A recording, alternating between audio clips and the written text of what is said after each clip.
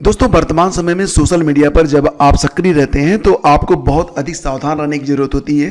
देखिए, अपनी पर्सनल चीज़ें आप बिल्कुल और कतई भी शेयर मत कीजिए, क्योंकि आपकी जो पर्सनल इन्फॉर्मेशन है उसका मिसयूज हो सकता है। वर्तमान समय में तमाम तरह के स्कैम चल रहे हैं, उसमें एक फेसबुक या फिर यह कहिए कि सोशल मीडिया स्कैम भी है, जिसमें आपकी फ़ोटो, आपकी फ्रेंड लिस्ट सब कुछ चोरी कर ली जाती है और देन आफ्टर क्या किया जाता है कि उनसे पैसे की मांग की जाती है। इसका और भी कई जगह मिसयूज हो रहा है।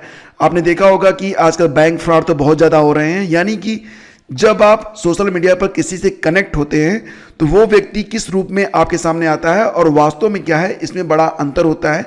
कई बार तो आप ये भी नहीं समझ पाते हैं कि जो व्यक्ति एक लड़की के रूप में आपसे जुड़ा है वो लड़की ही है या फिर कोई और है। कई बार कई स्कैमर होते हैं जो कि नाम और चेहरा बदलकर आपसे जुड़ जाते हैं और फिर आप उन पर भरोसा करके अपनी कुछ ऐसी इंफॉर्मेशन उनसे शेयर कर देते हैं जो कि आपके लिए बहुत ही नुकसानदेह होती है। तो सोशल मीडिया पर जब भी आप सक्रिय रहें, बहुत अधिक सावधानी बरतें। फिलहाल यहाँ पर ये जो वीडियो आपके सामने है, इसमें हम ये बात करेंगे कि लिव इन रिलेशनशिप क्या होता है और सोशल मीडिया का इस्तेमाल आपको किस प्रकार से करना चाहिए। जो कहानी है उसके बारे में आप लोग जानते ही होंगे। कहानी क्या है कि आप ये जानते ही हैं कि ये दोनों लड़का लड़की जिसकी तस्वीर आज आपके सामने स्क्रीन पर आप देख रहे हैं, ना तो ये स्कूल में साथ पढ़े थे, ना तो पड़ोसी हैं, ना तो एक दूसरे को जानते पहचानते थे। सोशल मीडिया पर इनकी मुलाकात होती है, एक दूसरे से बातचीत होती है, एक दूसरे का ये लोग विश्वास जीतते हैं। लड़की के माँ बाप मना करते हैं कि ये ठीक नहीं है, लड़की नहीं मानती है और उसके बाद दोनों साथ साथ रहना स्टार्ट कर देते हैं और इसको वो लोग कहते हैं लिव इन रिलेशनशिप। अच्छा, लिव इन रिलेशनशिप क्या होता है? देखो, ये विवाह से जरा सा ही अंतर है, विवाह और लिव इन में। विवाह तो एक आपको पता ही है कि एक ऐसा संस्कार है, एक ऐसी संस्था है जिसको जो सामाजिक मान्यता रहती है, लेकिन लिव इन को सामाजिक मान्यता अभी भारत में प्राप्त नहीं है। लेकिन कोर्ट जो कहता है वो ये कहता है कि लिव इन अगर सार्वजनिक रूप से है तो उसे एक्सेप्ट किया जा सकता है, मतलब चोरी छिपे नहीं। अगर आप सार्वजनिक रूप से सबको बताकर साथ में रह रहे हैं तो ये एक्सेप्ट हो सकता है, लेकिन विवाह के साथ जो अधिकार आते हैं वो लिव इन के साथ नहीं आते हैं। इस पर भी थोड़ी सी बात हम करेंगे, चर्चा करेंगे। फिलहाल यहाँ पर तो सबसे अजीब बात जो सामने आई है वो ये है कि सोशल मीडिया पर उपजा ये जो प्यार है ये इस हैवानियत पर जाकर ख़त्म होगा। ये वाकई एक बहुत ही दिल दहलाने वाली घटना है। और ये जो क्लिप आपके सामने है कि आखिरी तक श्रद्धा का कटा सिर सजा कर रखा था आफ्ताब, रोज़ देखकर अपने प्यार की यादें ताज़ा करता था। मतलब ये इंसान है? बिल्कुल नहीं, इंसान तो हो ही नहीं सकता है। ये बिल्कुल एक जानवर है, एक वहशी दरिंदा है जो कि मतलब इसके हैवानियत की हद देखिए कि जिस लड़की से वो प्यार करता था उसकी कटी हुई बॉडी के साथ वो उसी कमरे में सो रहा था और उसके कटे हुए सर को वो रोज़ देखता था। ये वाकई एक बहुत ही घिनौनी सी बात है। फिलहाल यहाँ पर लिव इन में रहने पर बनेगा तलाक का अधिकार। मतलब यदि किसी शादी के कोई पक्षकार पति या पत्नी में से, क्या होता है कि जब शादी हो जाती है तो पति और पत्नी में अगर कोई व्यक्ति ऐसा होता है कि वो एक दूसरे के साथ नहीं रहते हैं और मान लेते हैं, जैसे मान लेते हैं पति ही है, वो अपनी पत्नी को छोड़कर लिव इन में किसी तीसरे व्यक्ति के साथ रहना शुरू कर देता है, तब विरोधी पक्षकार को तलाक का अधिकार मिल जाता है। ठीक है, मान लेते हैं दो लोगों के बीच में शादी हुई है, एक व्यक्ति अपनी पत्नी को छोड़कर, पति को छोड़कर तीसरे व्यक्ति के साथ रहना शुरू कर देता है, तो जो व्यक्ति जिससे उसका विवाह हुआ है उसे उस व्यक्ति से, जो कि लिव इन में किसी तीसरे व्यक्ति के साथ रह रहा है, उससे जो है हिंदू मैरिज एक्ट 1955 व्यभिचार को तलाक का आधार मानते हुए एक मुकदमा दायर कर सकता है और उसे तलाक मिल भी सकता है।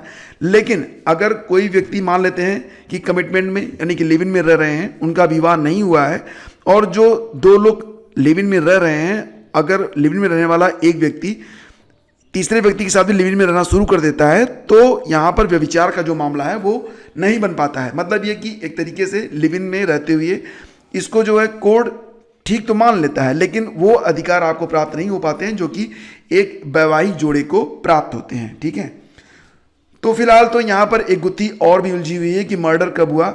अभी तक जो रिपोर्ट सामने आ रही थी वो रिपोर्ट थी कि मई या जुलाई में। देखो, 18 मई की रात बताई जा रही है, दिन बताया जा रहा है, जो कुछ भी 18 तारीख बताई जा रही है ये बात। लेकिन अब इसके मतलब लड़की के जो दोस्त हैं उनका ये कहना है कि जुलाई में उससे बात हुई थी, तब श्रद्धा जो है काफ़ी डरी हुई थी। फिलहाल ये जांच का विषय है और इस समय लगभग हर चैनल पर आपको इससे संबंधित जो कहानियां हैं, कहानी ही समझिए, क्योंकि ये एक ऐसी नादानी है जो कि अब कहानी में बदल चुकी है। तो सारी अपडेट आपको लगातार मिलती रही होगी, लेकिन हम यहाँ पर आपको कुछ मुख्य बिंदुओं पर लेके चलते हैं जो कि जानना आपके लिए बहुत ही अहम है। तो दोस्तों यहाँ पर आप देख सकते हैं कि इंडिया टीवी की जो वेबसाइट है उस पर लिखा हुआ है कि अगर ये जो पूरा मैटर है उसमें जो पुलिस है वो मंगलवार को पूरे दिन श्रद्धा का सिर ढूंढती रही, लेकिन उसे कोई कामयाबी नहीं मिली है। दिल्ली पुलिस आफ्ताब से श्रद्धा से जुड़ी हर राज उगलवाने की कोशिश में लगी हुई है। अब तक की पूछताछ में आफ्ताब ने बताया कि उसने श्रद्धा के 100 के 35 टुकड़े कर दिए थे, लेकिन उसके सिर को और वह टुकड़े नहीं कर पाया। तो श्रद्धा के सिर के मिलने के बाद ही उसकी बॉडी की पहचान हो पाएगी। अगर पुलिस को श्रद्धा का सिर मिल जाता है तो फिर इस दरिंदे आफ्ताब को कोई भी फांसी के फंदे पर लटकने से बचा नहीं पाएगा। इसके अलावा भी अगर आप देखेंगे तो यहाँ पर देखो एक आर्टिकल है कि शादीशुदा होते हुए भी लिव इन रिलेशनशिप में रहना क्या है इसकी वैधानिकता। तो यहाँ पर देखो एक ऐसी लाइन लिखी गई है जिसके बारे में आपको जानना बहुत ही जरूरी होता है।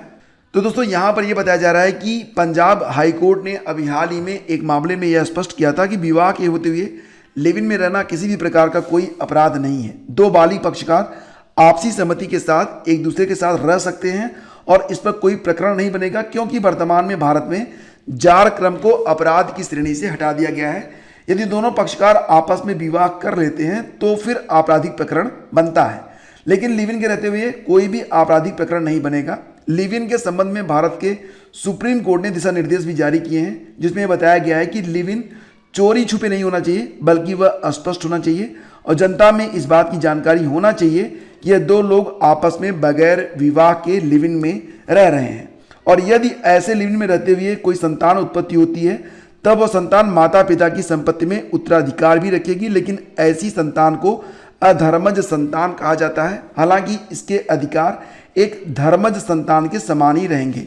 तो ये सारी आर्टिकल्स भी यहाँ पर है और ये भी बताया जा रहा है कि हिंदू मैरिज एक्ट 1955 ये व्यभिचार को तलाक का आधार मानता है। मतलब कि अगर दो व्यक्ति जिनकी आपस में शादी हो चुकी है, अगर उसमें कोई भी व्यक्ति तीसरे व्यक्ति के साथ व्यभिचार में है या लिव इन में है, तो वह व्यक्ति जो कि पहला व्यक्ति होगा वो इस आधार पर तलाक भी ले सकता है।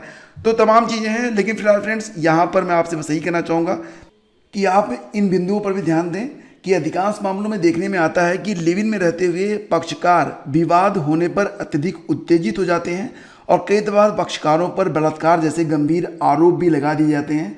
भारत के उच्चतम न्यायालय ने इस स्थिति से निपटने हेतु हाल ही के मामले में स्पष्ट किया है कि लिव इन में विवाद होने पर महिला बलात्कार जैसे संगीन आरोप नहीं लगाई जा सकती।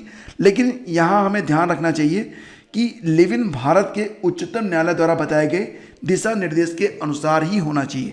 कोई भी लिव इन चोरी छिपे नहीं होना चाहिए जिसकी जानकारी जनता को नहीं हो। और लिव इन में रहने वाले पक्षकार एक दूसरे का शपथ पत्र भी ले सकते हैं, जिसमें इस बात का उल्लेख हो कि हम दो लोग आपसी सहमति से एक दूसरे के साथ लिव इन में रह रहे हैं। यह साक्ष्य होता है जिससे यह स्पष्ट होता है कि दो व्यक्ति आपस में लिव इन में रह रहे हैं, तभी इस स्थिति को मान्यता मिल सकती है। सोशल मीडिया पर आपको बहुत अधिक सावधान रहने की जरूरत है दोस्तों, क्योंकि सोशल मीडिया पर न जाने कौन किस रूप में आप पर घात करने के लिए बैठा हुआ हो। और देखो, जब भी आपको लगे कि कोई व्यक्ति आपकी पर्सनल लाइफ में अनावश्यक इंटरफियर कर रहा है या फिर आपको लग रहा है कि अगर आप गलत ट्रैक पर चल रहे हैं, तो अपने माता पिता से बेहतर सलाहकार तो कोई नहीं हो सकता, या आपके परिवार का वह व्यक्ति जो कि आपका भाई है, आपका बहन है, तो किसी भी ऐसे व्यक्ति की सलाह जरूर लें जो व्यक्ति आपके हित और अहित को समझता हो और उससे सीधे सीधे कनेक्टेड हो, प्रभावित हो। तो यहाँ पर बहुत अधिक आपको सावधान रहने की आवश्यकता है। मैं फिर से कहना चाहूँगा कि सोशल मीडिया पर यूं ही कभी किसी पर भरोसा नहीं करना चाहिए। अपनी पहचान को जितना गोपनीय हो सके सोशल मीडिया पर बना कर रखिए। वो सारी चीज़ें जिससे आपको लगता है कि सब लोग लाइक करके खुश होंगे, बिल्कुल खुश नहीं होंगे। जब भी आप अपनी फ़ोटो शेयर करते हैं, आपको लगता है कि हर व्यक्ति जो नाइस पिक लिख रहा है वो वाकई में आपकी उपलब्धि से खुश है, ऐसा कुछ भी नहीं है। वो बस आपके मन को रखने के लिए, या हो सकता है कि आपका कोई फ़ायदा उठाने के लिए आपकी तारीफ़ कर रहा हो। तो यहाँ पर सारी चीज़ें बस यही कहने वाली हैं कि सोशल मीडिया पर आप जब भी सक्रिय हों तो इस बात का ध्यान ज़रूर रखें कि क्या करना है और क्या नहीं करना है। बाकी की अपडेट आपको मिलती रहेगी, जाकर टेलीविज़न देखिए या फिर जुड़े रहिए हमारे साथ। हम भी समय समय पर आपको छोटी बड़ी घटनाओं से अपडेट करते रहते हैं। Thank you so much.